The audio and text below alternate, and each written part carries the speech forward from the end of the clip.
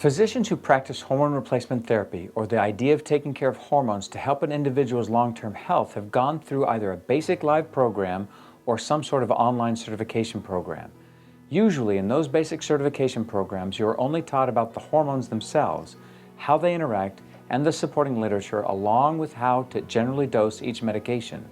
However, in many of these basic programs, there are a few things that are usually missing. First, what to actually do in your practice on the Monday after the course. And second, what may be missed is not only how each of these hormones interact with each other, but why they are imbalanced in the first place.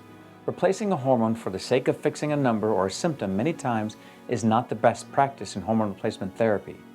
And sometimes, doing other things can improve a hormone issue without actually replacing that hormone.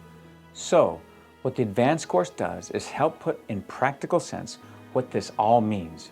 For example, we go into great detail how the hypothalamic pituitary adrenal axis or the thyroid adrenal pancreas triad play a role in low testosterone levels in both men and women, and that no matter how much testosterone you give someone, if those other issues are not identified, let alone managed, hormone replacement therapy will not solve any short or long-term health issue.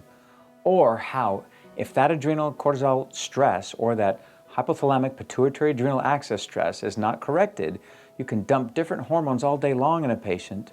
In the long term, they're not going to respond to that hormone. Taking care of that menopausal woman with estrogen for temporary relief of symptoms is one thing.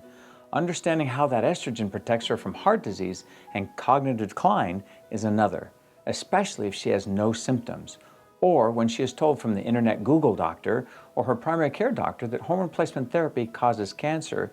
You need to know what to say.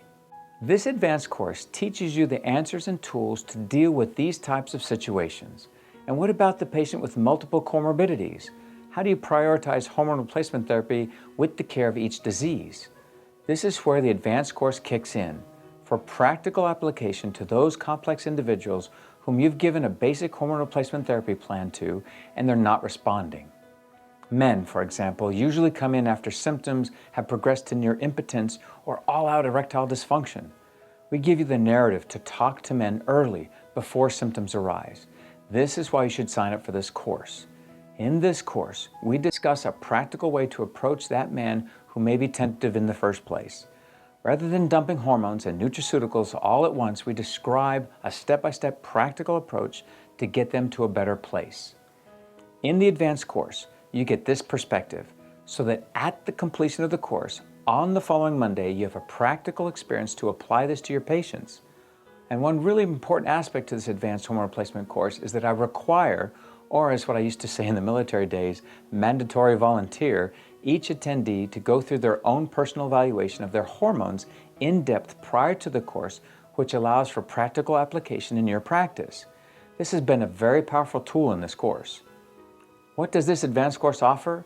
We build on your basic hormone replacement therapy knowledge to give you a way to systemize and condense a large amount of clinical information in the difficult subject of hormone replacement therapy in an approach that allows you to provide evidence-based care that works for patients. If you want an effective practical approach to your most difficult patients and see them improve, register for this advanced course on my website.